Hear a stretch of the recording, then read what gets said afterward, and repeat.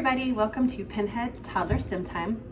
Today we're going to be making ice volcanoes for our toddlers to play with. So our first part's going to be prep and freezing, and then we'll come back for the actual activity. So what you're going to need today is baking soda, water, food coloring. I picked a couple colors that I wanted to use. And you're gonna need a bowl for freezing your ice volcano in and some plastic wrap. And you're also gonna need some sort of ball or rock for forming your crater. Okay, so now Juniper and I are gonna mix up our volcano. So I actually took my water and I put it in a bigger jug so I could do some mixing. This is about a cup of water, and I was gonna use about half a cup of baking soda. I think as long as you use about a third of your mixture is baking soda, it will work fine. It really depends on what size container you're gonna put in the freezer and what size volcano you're gonna have. So it could be different for all of us. So I'm gonna add a little bit of food coloring to my water because I want my volcano to have color. So I added a little yellow there, and it's actually really fun just to watch the food coloring. Yeah, wow, dissipate through the water, especially if you use a darker color than that. I love the way it swirls around, and it's really fun to watch. Oh, no, and then the orange one. It's actually yellow, but it's concentrated. And then we're gonna take our baking soda and we're gonna dump it in to our food coloring mixture. And we're gonna stir it up. It's meant to. You wanna do it? You can stir it up that way. I can show everybody what it looks like. So we are stirring up our baking soda and our water with our food coloring. Next, No, it's meant can I pour it in? Next, I'm gonna take my bowl that's lined in plastic wrap, and I'm gonna take my rock or my ball, and I'm gonna put it in the bottom of my bowl, because that's gonna form our crater of our volcano. And then I'm gonna take my baking soda, and ooh, that's not stirred up well enough. I can see the baking soda in the bottom. Then I'm gonna really quickly stir it up. I'm gonna stir it faster. I'm gonna stir it faster than you did. Stir, stir, stir, stir, stir, stir, stir, stir, stir. Okay. Oh no. Then we're gonna take it and we're gonna pour it into the bowl we just prepared with our plastic wrap and our crater. And now we're gonna take this bowl, I don't wanna slosh it around too much, that has our mixture in it, and we're gonna go put it in the freezer, and we'll check back with you guys later.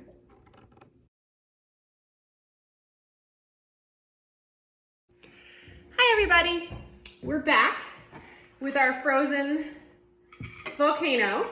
So I had to kind of just bang it lightly to get it out of the bowl, but then I realized that the plastic wrap was really stuck on, and I needed to let it thaw just enough for that to mostly come off. I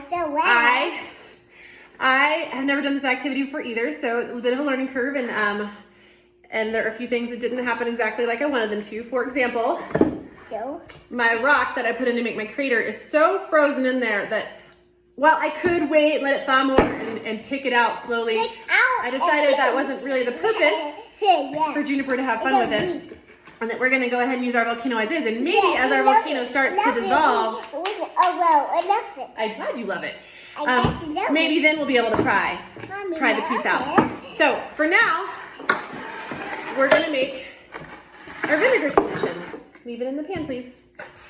So this is just a basic baking soda and vinegar reaction. So I'm using white vinegar.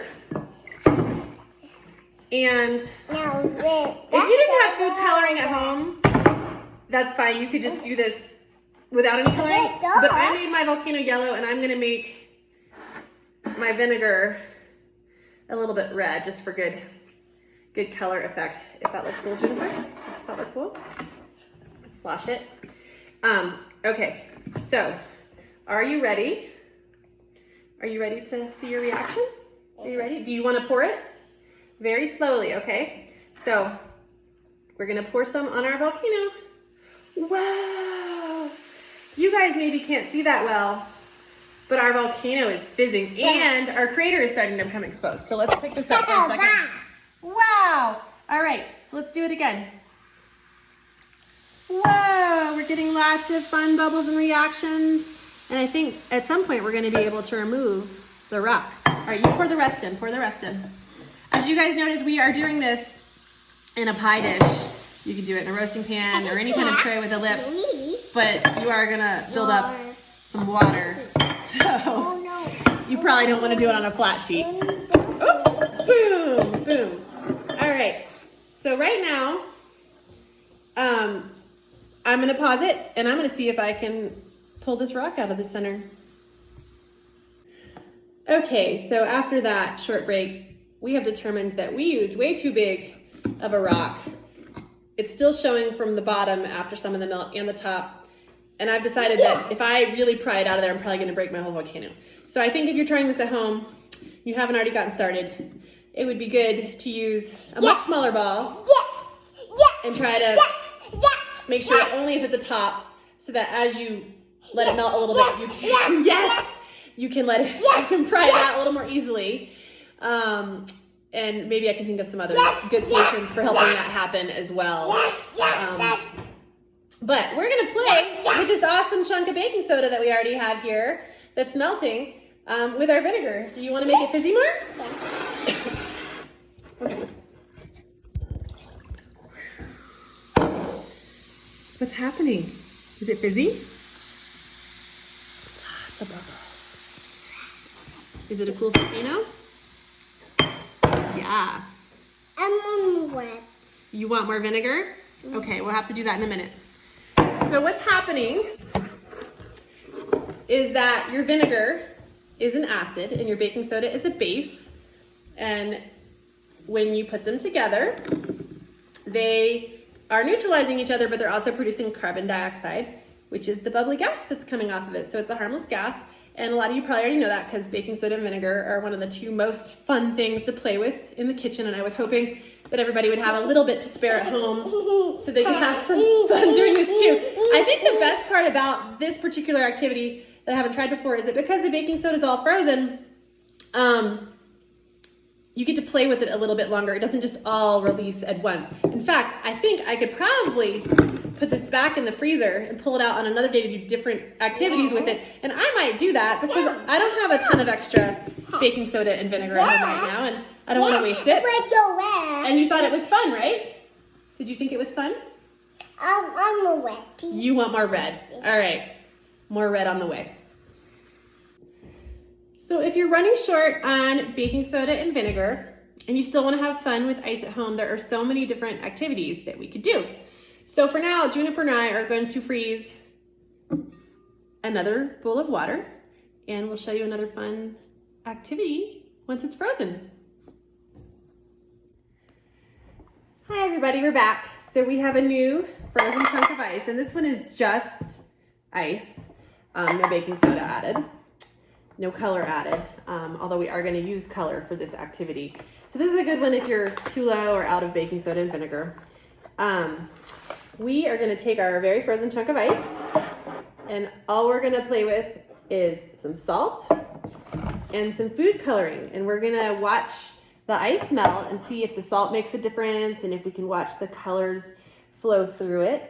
So this one isn't going to happen immediately on the screen, but we're going to get started and maybe show you where we are in a few minutes. So we're going to sprinkle some, I have some coarse salt, doesn't matter, any kind of salt, in patches on different parts of the ice, not evenly across the whole thing. And then we're going to drip some of our favorite colors in different places on the ice. Do you want to use some purple? All right, put some purple on the ice. Yes, good job. I'm going to put some pink on the ice. Ooh. And you squeeze it a little bit to get it to come out. You have to squeeze it a little bit. And maybe a little bit of blue over here. Don't rub the salt around too much.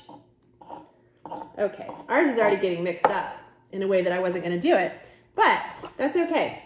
Maybe one more color. One more color. Oh, that one's kind of close to the other color. That's okay. If some of you have only 2 colors or 1 color, it's fine. Or you could combine 2 of the colors to make a 3rd color. But basically, we've started with a few different splotches of color and a few different spots with more or less ice. And we're gonna watch where the color goes and where the water goes as it melts, as it flows. You wanna put some more red on? We might put some more red on. We'll see you in a minute. So we already have some really good effects happening right here, where I have the blue with some salt, and you can see the ice is not melting uniformly, that this is still really solid and smooth. And the area radiating out from where I put the salt is actually creating little river valleys in places that the food coloring is combining with the water and then flowing down those, looking almost like a river. It's really cool to watch this happen. You can see where we put this dark purple on top. I went back and added purple again after the last video because I love it. It's actually sort of sinking in the top, looking a little bit snow cone-ish. And again, the areas outside of the salt and food coloring flows are still looking pretty smooth. And that's happening all over the place. On this side, wow, yeah. On this side, we definitely have a lot of craters and river valleys and deteriorations forming. And we're gonna keep watching this for a few minutes and then we're gonna come back and talk about what's happening. Okay, now Juniper is back after washing her very dirty food coloring hands, and we're gonna get dirty again. So, should we put some more right here?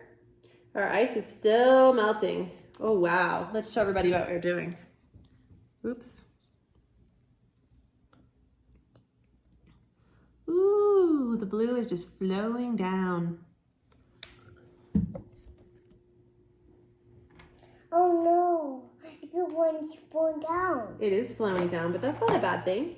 It's showing us where the ice is melting in patterns. It's really cool, actually. Oh no, it's spinning.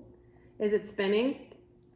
So what I think is so fun is that the whole thing gets really colorful, really beautiful, really messy. Do you like it?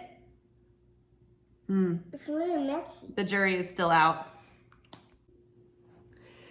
So you can keep doing this for a while. You can add coloring, you can add ice, you can see how things change.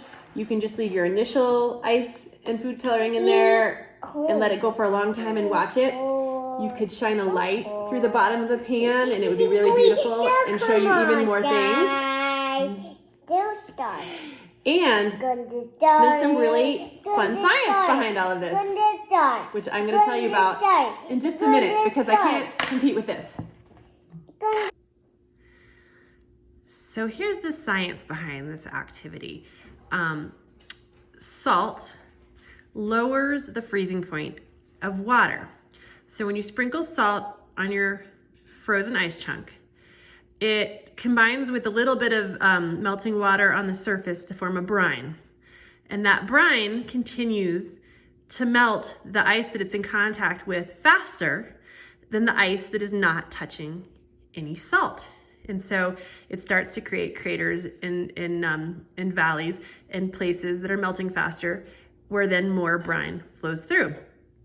I picked this one spot to look at while I'm talking because I want to show you that even if you didn't have food coloring at home, this part that doesn't have any food coloring is still melting in beautiful patterns, and you could literally just do this activity with water and salt and have a really great educational opportunity at home still. And again, you could play around with shining different lights through it to see it better from the underside if you had a clear pan or something like that.